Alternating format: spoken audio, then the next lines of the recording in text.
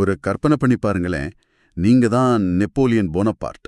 உலகத்தையே உங்க காலடியில வச்சிருக்கீங்க. ம். ஒரு மாபெரும் சக்கரவர்த்தி. ஆமா. உங்க பேரை கேட்டாலே எதிரி நாட்டு ராஜ்யங்கள் நடுங்கும். அப்படிப்பட்ட நீங்க ஒரு நாள் ஒரு குறுகலான பாதையில நடந்து போயிட்டு இருக்கிறீங்க. அப்போ உங்களுக்கு எதிரே தலையில ஒரு பெரிய புல்கட்டோட ஒரு சாதாரண கிராமத்து பெண் வராங்க. சரி. பாதை ரொம்ப சின்னது. உங்க கூட வர மருத்துவர் அந்த பெண்ணை பார்த்து, ஏய் விலகி நில், சக்கரவர்த்தி வராரு அப்படின்னு கத்துறாரு. ஆனா நீங்க அவரை தடுத்து நிறுத்திட்டு, ஓ, நெப்போலியன் தடுக்கிறாரா? ஆமா, நெப்போலியன் தடுத்துட்டு சேறு நிறைந்த ஒரு ஓரமா இறங்கி நிக்கிறாரு.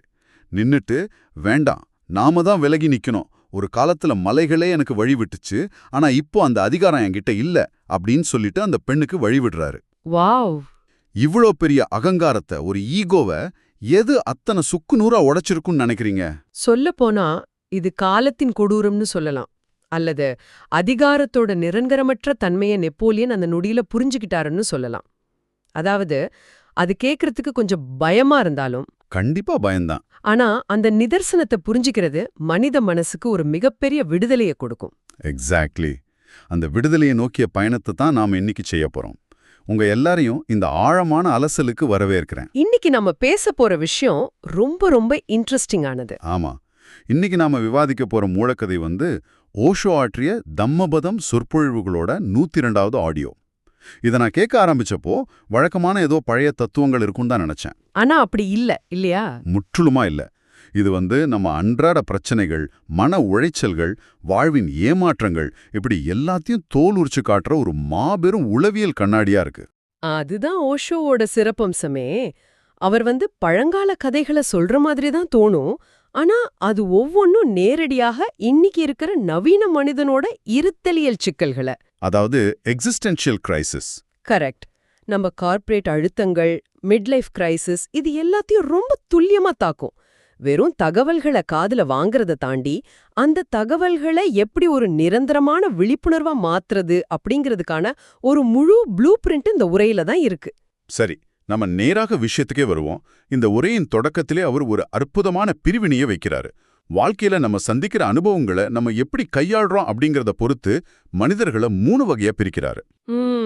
அந்த மலர்கள் உதாரணம் தானே? அதேதான். மலர்களை வச்சு இதை அவர் விளக்குறாரு. இதுல முதல் வகை மனிதர்கள் மலர்களை வெறும் குவியலா சேர்ப்பவர்கள். இப்போ இத நம்ம நவீன வாழ்க்கையோட பொருத்தி பாருங்களேன். இந்த முதல் வகை மனிதர்களை எக்ஸ்பீரியன்ஸ் ஹோல்டர்ஸ் அப்படின்னு சொல்லலாம். அனுபவங்களை சேர்த்து வைப்பவர்கள். ஆமா, எந்த ஒரு புரிதலும் இல்லாம அனுபவங்களை மூட்டை மூட்டையா சேர்த்து வைப்பாங்க. நிறைய ஊர் சுற்றுவாங்க, பல வேலைகளை பாப்பாங்க, பல மனிதர்களை சந்திப்பாங்க. ஆனா அதிலிருந்து எதையும் கத்துக்க மாட்டாங்க. சரியா சொன்னீங்க. ஒரு பெரிய மலர் குவியலை அப்படியே போட்டு வச்சா சில நாட்கள்ல என்ன ஆகும்? அழுகி போயிடும், துர்நாற்றம் வீச ஆரம்பிக்கும். அதே போலதான் இவங்களோட கடந்த காலமும் இவங்களுக்கு ஒரு பெரிய சுமையா, ஒரு அழகிய குப்பையா மாறி மனச அழுத்திக்கிட்டே இருக்கும். எனக்கு புரியுது.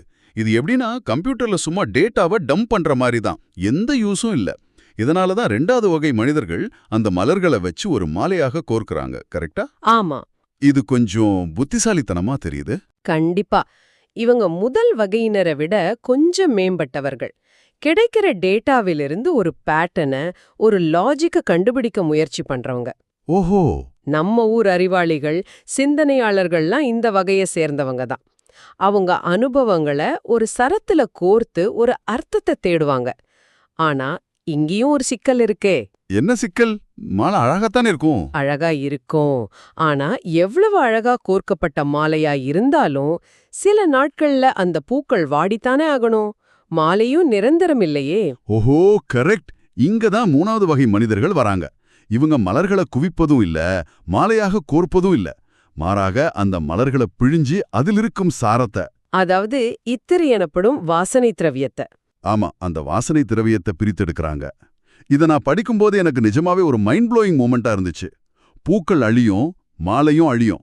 ஆனா அதிலிருந்து பிரித்தெடுக்கப்பட்ட ஒரு சொட்டு வாசனை திரவியம் பல வருஷங்களுக்கு அழியாம அப்படியே இருக்குமே. அதுதான் ஆகச் சிறந்த உதாரணம். அந்த வாசனை திரவியம் அப்படிங்கிறது வேற ஒண்ணுமில்ல. அதுதான் பிரக்ஞா, அதாவது அவேர்னஸ், விழிப்புணர்வு. இப்போ நீங்க ஒரு பெரிய தோல்வியை சந்திக்கிறீங்க, அல்லது ஒரு உறவுல பெரும் துயரத்தை அனுபவிக்கிறீங்கன்னு வச்சுப்போம். சரி. அந்த வலியையும் கசப்பையும் அப்படியே ஒரு அழுகிய பூவா சுமந்து திரிய போறீங்களா, அல்லது அதிலிருந்து ஒரு பாடத்தை கத்துக்க போறீங்களா? அதேதான். மனித இயல்பு பற்றியோ உங்க சொந்த வலிமைய பற்றியோ ஒரு ஆழமான பாடத்தை அதிலிருந்து பிரித்தெடுக்கிறீங்களா? அப்படி பிரித்தெடுக்கப்படும் அந்த பாடம் தான் நிரந்தரமானது. அந்த சாரத்தை உறிஞ்சி எடுக்கிறது தான் வாழ்க்கையோட உண்மையான நோக்கம். ரொம்ப அழகா சொன்னீங்க. ஆனா எனக்கு இங்க ஒரு சின்ன சந்தேகம் இருக்கு. இந்த கத்துக்கிறது, விழிப்புணர்வு அடையிறது, இதெல்லாம் பொதுவா வயசான காலத்துல, அதாவது ரிட்டையர்மெண்ட் காலத்துல தான் நடக்கும்னு ஒரு எழுதப்படாத சட்டம் நம்ம சமூகத்துல இருக்கே. ஒரு தப்பான சட்டம். ஆமா, வாழ்க்கையை நல்லா அனுபவிச்சுட்டு வயசான பிறகு தியானம், சந்நியாசம்னு போறது தானே வழக்கம். ஓஷோ இந்த கருத்தை முற்றிலுமா ரொம்ப கடுமையா எதிர்க்கிறாரு. முதுமையில விழிப்புணர்வு அடையிறது அப்படிங்கிறது சாத்தியமற்ற ஒரு விஷயம்னு அவர் ஆணித்தரமா சொல்றாரு. நிஜமாவா? ஏன் அப்படி சொல்றாரு? ஏன்னா இது மனிதனோட எனர்ஜி, அதாவது ஆற்றல் எப்படி வேலை செய்யுது அப்படிங்கறத பத்தின ஒரு அடிப்படையான உளவியல். அது எப்படின்னு கொஞ்சம் விளக்க முடியுமா? பொதுவா இளமை காலம் அப்படிங்கிறது உலக ஆசைகளை துரத்துறதுக்கான எனர்ஜியை தருதுன்னு தானே நாம நினைக்கிறோம். இங்கதான் விஷயமே இருக்கு. நீங்க உலக ஆசைகளை துரத்துறதுக்கு எவ்ளோ மூர்க்கமான எனர்ஜியை பயன்படுத்துறீங்களோ அதே அளவு எனர்ஜி தான் அந்த ஆசைகள்ல இருந்து விடுபட்டு வெளியே வர்றதுக்கும் தேவை. ஓ, அதாவது ஆசையை விடுறதுக்கும் அதே எனர்ஜி தானா? ஆமா, அந்த ரெண்டும் வெவ்வேறான எனர்ஜி கிடையாது. உங்களுக்குள் ஓடுற அதே ஒரே நதி தான். இப்போ அந்த நதி வெளி உலகை நோக்கி பாய்ந்துகிட்டு இருக்கு. விழிப்புணர்வு அப்படிங்கிறது அவ்ளோ பெரிய நதியோட திசையை திருப்பி உங்களுக்குள்ள பாய வைக்கிறது. ஓஷோ இத prostitution of energy to prayer of எனர்ஜின்னு சொல்றாரு. இது ரொம்ப ஆழமான ஒரு பாயிண்ட். உலகத்தின் மீது பாயும் ஆற்றலை திருப்பி தியானத்தின் மீது பாய வைக்கிறது. சரியா சொன்னீங்க. வயசான காலத்துல ஆசைகள் உங்க மனசுல அப்படியே தான் இருக்கும், குறையாது. ஆனா அந்த ஆசைகளை நிறைவேற்றிக் கொள்வதற்கோ அல்லது அதை எதிர்த்து போராடி விழிப்புணர்வு அடைவதற்கோ தேவையான உடல் சக்தியும் உங்ககிட்ட இருக்காது. மூளையோட வலிமையும் குறைஞ்சிடும். கண்டிப்பா. அதனாலதான் உங்ககிட்ட அதிகப்படியான ஆற்றல் இருக்கும். இளமை காலமே விழிப்புணர்வுக்கான சரியான நேரம்னு அவர் சொல்றாரு. இத படிக்கும்போது அந்த ஜென் துறவியோட கதை எனக்கு ஞாபகத்துக்கு வருது. அவர் ஒரு பாதையில நடந்து போகும்போது ஒரு மண்டையோட்ட பாக்குறாரு. பார்த்த உடனே அப்படியே கீழே விழுந்த அந்த மண்டையோட்ட சாஷ்டாங்கமா வணங்குறாரு. அந்த இறந்த மண்டையோட்டையே தன் குருவாகவே அவர் ஏத்துக்கிறாரு. ஏன்னா அந்த மண்டையோடு அவருக்கு ஒரு பெரிய நிதர்சனத்தை உணர்த்தியிருக்கு. இன்னைக்கு நான் இருக்கிற இந்த நிலை தான் நாளைக்கு உனக்கும் வரப்போகுது அப்படின்னு அது முகத்துல அரைஞ்சா போல சொல்லிருக்கு. ஆமா, இது ஏதோ மரணத்தை பார்த்த பயமுறுத்துற கதை கிடையாது. இது ஒரு அலாரம். கரெக்ட். நம்முடைய இளமையும் வலிமையும் அதிகாரமும் நெப்போலியனுக்கு எப்படி கொஞ்ச காலத்துக்கு மட்டும் இருந்துச்சோ அதே போல நமக்கும் அது தற்காலிகமானதுதான். அந்த விழிப்புணர்வு வந்துட்டா நம்ம வாழ்க்கையோட மிக சிறந்த ஆற்றல் இருக்கிற காலத்தை வெறும் குப்பைகளை சேர்ப்பதுல நம்ம வீணாக்க மாட்டோம். ஆனா நிஜ வாழ்க்கையில இது எவ்வளவு கஷ்டமா இருக்கு பாத்தீங்களா? இந்த விழிப்புணர்வு இல்லாம நாம எல்லாம் எப்படி தேவையற்ற ஆசைகளிலும் சமூக கட்டமைப்புக்குள்ளும் சிக்கிக்கிறோம் அப்படிங்கறத விளக்க ஓஷோ ஒரு சூப்பரான கதை சொல்றாரு. அந்த போரியானை கதை தானே? ஆமா, கோசல நாட்டு போரியானையோட கதை. இந்த கதை உண்மையிலே என்ன ரொம்ப பாதிச்சது. ஒரு மாபெரும் போரியானை எண்ணற்ற போர்க்களங்கள்ல முரட்டுக்குணம் காட்டி எதிரிகளை துவம்சம் செய்த ஒரு பிரம்மாண்டமான விலங்கு. ஆனா அதுக்கு வயசாயிடுது. ஒரு நாள் அது தண்ணி குடிக்கிறதுக்காக ஒரு சேற்று குட்டையில இறங்குது. ஆனா அதோட உடல் தளர்ந்து விட்டதால அந்த சேற்றிலிருந்து அதால வெளியே வரவே முடியல. மெல்ல மெல்ல உள்ள அமிழ்ந்து போகுது. அந்த சேரு அப்படிங்கிறதுவே வேற ஒன்னும் இல்ல, நம்ம கம்ஃபர்ட் ஜோன்.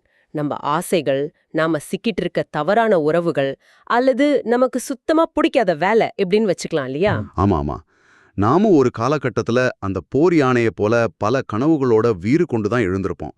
ஆனா காலப்போக்குல வாழ்வின் சேத்துல சிக்கி அசைய முடியாம நின்னுடுறோம். 100% உண்மை. அந்த யானைய சேற்றிலிருந்து மீட்க அரசன் என்ன செய்யறான் அப்படிங்கறது தான் இங்க முக்கியமான உளவியல் பாடம். அவன் புதிய இளம் பாகன்களை அனுப்புறான். ஆமா, அவங்க என்ன செய்யறாங்க? கைகள்ல ஆயுதங்களை வச்சுக்கிட்டு யானைய மிரட்டுறாங்க, பயமுறுத்துறாங்க. ஆனா யானையால நகர முடியல. பயம் வேலை செய்யலன்னு தெரிஞ்ச உடனே அவங்க அடுத்த அஸ்திரத்தை கையில எடுக்கிறாங்க. யானைக்கு ரொம்ப பிடிச்ச கரும்பையும் சுவையான உணவுகளையும் காட்டி ஆசை வார்த்தை கூறுறாங்க. அப்படியும் யானையால சேற்றிலிருந்து வெளிவர முடியலே. இது மனித குலத்தோட வரலாற்றையே பிரதிபலிக்குது பாருங்க. நூற்றாண்டுகளா மத போதகர்களும் அரசியல்வாதிகளும் சமூகமும் நம்ம எப்படி மாத்த முயற்சிக்கிறாங்க? இதே 2 ஆயுதங்கள் தான். எக்ஸாக்ட்லி. ஒன்னு பயம், இன்னொன்னு பேராசை. நீ தவறு செஞ்சா உனக்கு நரகம் கிடைக்கும் மிரட்டுறது ஆயுதம். நீ இத செஞ்சா உனக்கு சொர்க்கம் கிடைக்கும் நான் ஆசை காட்டுறது அந்த உணவு. ரொம்ப கரெக்டான பாயிண்ட். ஆனா பயத்தாலோ பேராசையாலோ மனிதனுக்குள்ள ஒருபோதும் உண்மையான ஆழமான மாற்றம் நிகழவே நிகழாது. இத மனிதனோட மனநிலையே நிரூபிக்குது. சேத்துல சிக்கிய மனச வெளியிலிருந்து வர எந்த ஆசையும் பயமும் காப்பாற்றவே முடியாது. அப்படியானால் ஒரு முக்கியமான கேள்வி எழுகிறது. வெளியில் வர்ற பயமும் ஆசையும் வேலை செய்யலன்னா அந்த யானைய, அதாவது நம்மள சேத்திலிருந்து எப்படி தான் வெளியே கொண்டு வரது? நாமெல்லாம் எப்படி இந்த உலக மாயையிலிருந்து விழிப்புணர்வு அடைகிறது? அதுக்கான விடை அந்த அரசன் கடைசியா எடுக்கிற முடிவுல தான் இருக்கு. அவன் அந்த யானையோட பல போர்க்களங்களை கண்ட, இப்ப ஓய்வு பெற்றுவிட்ட பழைய பாகனை வரவழைக்கிறான். அந்த வயசான பாகன ஆமா, அவன் எந்த ஆயுதத்தையும் கொண்டு வரல, எந்த உணவையும் கொண்டு வரல. அவன் என்ன செய்யறான் தெரியுமா? போர்க்களங்கள்ல முழங்குற போர் முரசுகளை, அதாவது சங்கராம்பேரிய கொண்டு வந்து அந்த யானையோட காதுகள்ல இடி முழங்குற மாதிரி ஒலிக்கச் செய்யறான். ஓ, போர் முரசு! அந்த சத்தம் கேட்டோடனே அந்த யானையோட உடம்புல ஒரு மின்னல் பாயுது. இது எப்படி சாத்தியம்? இதுதான் தூய உளவியல். அந்த முரசு சத்தம் யானையோட தற்போதைய அடையாளத்தை, அதாவது நான் சேத்துல சிக்கிய ஒரு பரிதாபமான விலங்கு அப்படிங்கிற மாயைய உடைக்குது. வாவ்! அது நேரடியாக அதோட ஆழமான நினைவுகளை தட்டுது. தான் யார், தான் எவ்வளோ பெரிய வீரன், பல போர்க்களங்கள்ல தன் கர்ஜனை எப்படி கேட்டுச்சு அப்படிங்கிற அதோட சுய வலிமை, உண்மையான அடையாளம் அதுக்கு ஞாபகத்துக்கு வருது. இதத்தான் கௌதம புத்தர் சம்யக் ஸ்மிருதின்னு சொல்றாரா? ஆமா, சம்யக் ஸ்மிருதி, அதாவது சரியான நினைவாற்றல் அல்லது தன்னைத்தான் உணர்தல். தனக்குத்தானே நினைவூட்டிக் கொள்வது. அந்த முரசு சத்தம் கேட்டதும் அந்த யானை தன் வயதோட தளர்வை முற்றிலுமா மறந்துட்டு ஒரே எட்ல அந்த சேற்றிலிருந்து வீறு கொண்டு வெளியேறுது. ஆமா, இது எனக்கு இன்னொரு கதையை ஞாபகம் ஓட்டுது. ஓஷோ இதோட சேர்த்து சொல்ற சிங்கக்குட்டியோட கதை. ஒரு சிங்கக்குட்டி தவறுதலா செம்மறியாட்டு கூட்டத்துல சிக்கிக்குது. ரொம்ப ஃபேமஸான கதை இது. ஆமா, அது தன்னையும் ஒரு செம்மறியாடுனே நம்பி புல்ல தின்னுட்டு ஆடுகளை போலவே மே மேன்னு கத்திக்கிட்டு வளருது. ஒரு நாள் ஒரு பெரிய சிங்கம் அந்த ஆட்டுக்கூட்டத்தை தாக்கும்போது இந்த சிங்கக்குட்டியும் மற்ற ஆடுகளைப் போலவே உயிருக்கு பயந்து ஓடுது. ஆனா அந்த பெரிய சிங்கம் இத பிடிச்சு ஒரு ஆற்றங்கரைக்கு கொண்டு போகுது. கரெக்ட், கொண்டு போய் தண்ணில அதோட பிம்பத்தை காட்டுது. தண்ணில தாமுகத்தை பார்த்த அந்த நொடி அதுக்கு பக்கத்துல நிக்கிற பெரிய சிங்கத்தோட முகமும் தன் முகமும் ஒண்ணுதான்னு உணரும். அந்த ஒரு வினாடி அந்த சிங்கக்குட்டிக்கு தான் ஒரு ஆடு இல்லைங்கிறது புரிஞ்சிடுது. உடனே அதோட உள்ளிருந்து பல வருஷங்களா அடங்கி கிடந்த ஒரு மாபெரும் கர்ஜனை வெளிப்படுது. அந்த பெரிய சிங்கம் தான் இங்கே குரு. ஆமா, ஒரு உண்மையான கல்யாண் மித்ரா, ஒரு உண்மையான குரு உங்களுக்காக சேற்ற சுத்தம் செய்ய மாட்டாரு, உங்க பிரச்சனைகளை அவர் தீர்த்து வைக்க மாட்டாரு. மாறாக நாம மறந்து போனா நம்ம சுயரூபத்தை காட்டுவார்.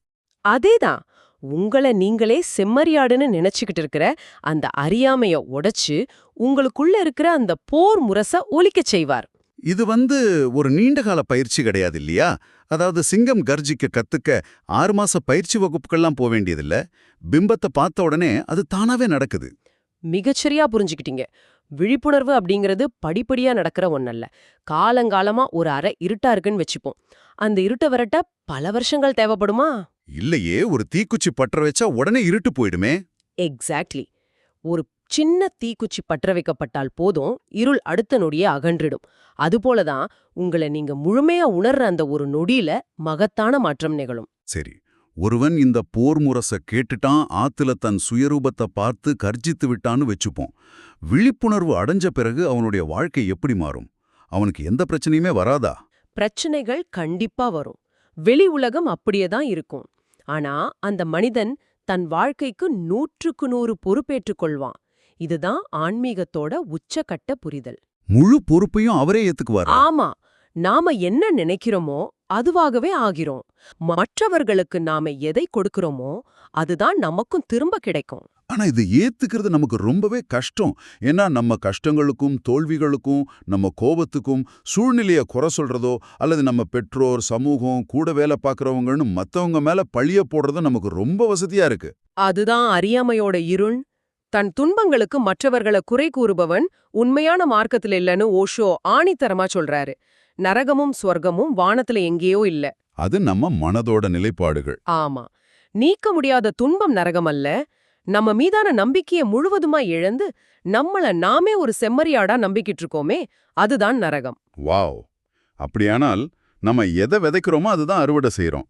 நம்ம சொர்க்கத்திற்கும் நரகத்திற்கும் நாமே தான் முழு பொறுப்பு. ஆமா, இது கேட்கும்போது கொஞ்சம் பயமா, அடப்பாமே எல்லாமே ஏன் தப்பு தானா அப்படின்னு தோணுனாலும் மறுபக்கம் ஒரு மிகப்பெரிய விடுதலையை கொடுக்குது.